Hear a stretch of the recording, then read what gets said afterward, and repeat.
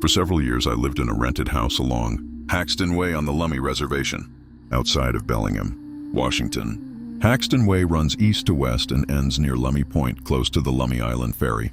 My house was located a few feet off of the road on the south side. Behind my house was about 100 yards of heavy, dense woods, and beyond that, Lummi Bay. My first Bigfoot experience took place on Tuesday, September 23, 2009. It was approximately 3:30 to 4 a.m. I was scheduled to take the 5:40 flight out of Bellington International Airport to SeaTac en route to talk. I was giving the next day at Fort Lewis College in Durango, Colorado. It was pitch dark outside, a cold, crisp, beautiful, and almost cloudless morning. I was carrying my travel bags out to my truck when I heard it. A loud, piercing cry that was so loud and clear, it literally shattered the dark stillness of that early morning. It came from the woods behind my house. I estimated not much further than 50 yards away. The vocalization itself was one long, flowing sound that lasted perhaps 5 seconds, paused for perhaps another 2 or 3 seconds, before repeating itself identically for a second time. The cry also served to wake up every dog seemingly within a 1-mile radius, who collectively filled the morning air with their own barks and howls. What has a few seconds earlier been complete silence suddenly turned into loud chaos. I immediately turned off my porch lights and for perhaps the next 15 minutes sat in the darkness, hoping to hear the cry again. But whatever creature made the sound remained quiet. After about 10 minutes, the last of the dogs had quieted down. All was again silent. I admit that the first thought that came to my mind upon hearing that scream was, that was a primate. The second thing that came to my mind was Bigfoot. It could be nothing else.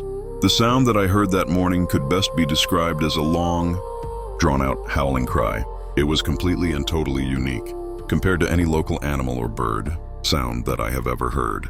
In time, I thought of every other possible creature it could have been, and immediately ruled out each.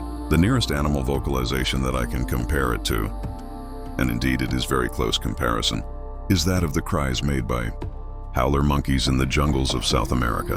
Less than 1 week later, Bigfoot paid me a second visit. On the following Saturday, September 27th, I had gone pheasant hunting at nearby Lake Terrell. It had been a good day and I returned home with 2 nice rosters. To the right of the driveway in front of my house is a small clearing where the septic tank was buried. There at the edge of the wood and only 20 feet from Haxton Road, I had a pine log set up where I routinely cleaned my birds. I would then throw in the remains, guts and feathers, into the woods where the raccoons and opossums could carry them off.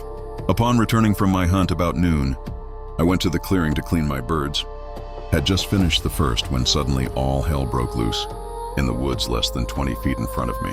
The focal point of this chaos was a rather large tree that began to swing violently from side to side. In terms of size, I would estimate that the trunk of this tree was perhaps 10 inches in diameter and something was shaking it back and forth as if it was a sapling. Branches and leaves began falling to the ground from this tree and other smaller ones around it that were being pounded. Whatever had been shaking the tree stopped for a few moments and I could hear the loud cracking of wood as if someone was breaking branches over their knee or beating the ground with them.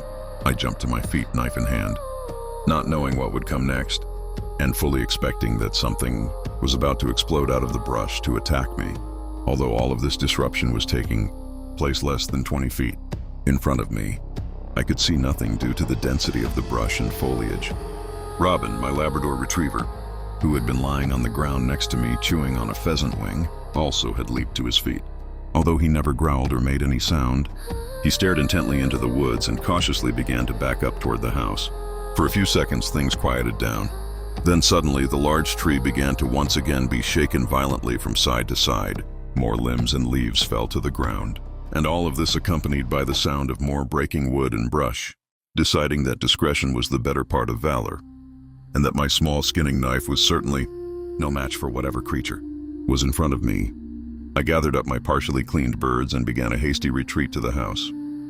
Robin was already on the porch waiting for me to open the door. Interestingly, the animal itself made no sound, no vocalization of any type. I have no doubt that this second incident was also a Bigfoot encounter. Again, I would be at a loss to offer a better alternative theory. This was not a simple matter of surprising some large animal like a deer or bear. In reality, bear sightings on the Lummi Reservation are far less frequent than Bigfoot sightings, and having the it loudly breaking brush as it flees to safety. Whatever animal I encountered that morning was not fleeing, although its actions were benevolent. There was a clear intent to scare me off and/or to assert dominance. In both cases, it worked. Prior to the encounters I have just described, I had never given much thought to Bigfoot, or Sasquatch, as some call this creature. I have since come to find that my house was located in an area well known for Bigfoot sightings. The Lummi and other Coast Salish people do not question its existence. Many of my students, for example, have had a Bigfoot encounters. Almost everyone knows someone who has seen a Bigfoot. In recent years, it seems like the general public has become obsessed with Bigfoot, especially in regard to proving or disproving its existence.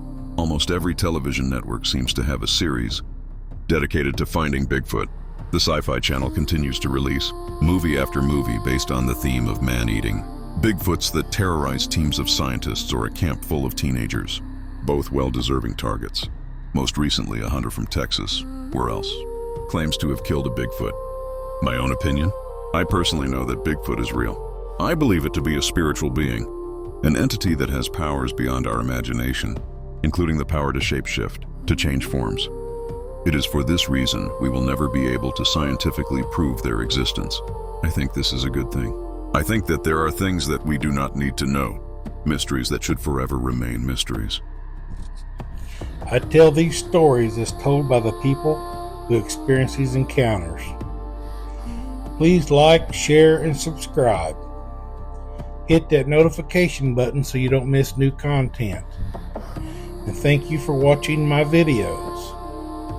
If you have a story to tell, please send it to me at lreed1963@yahoo.com. I will put your story to video. Thank you.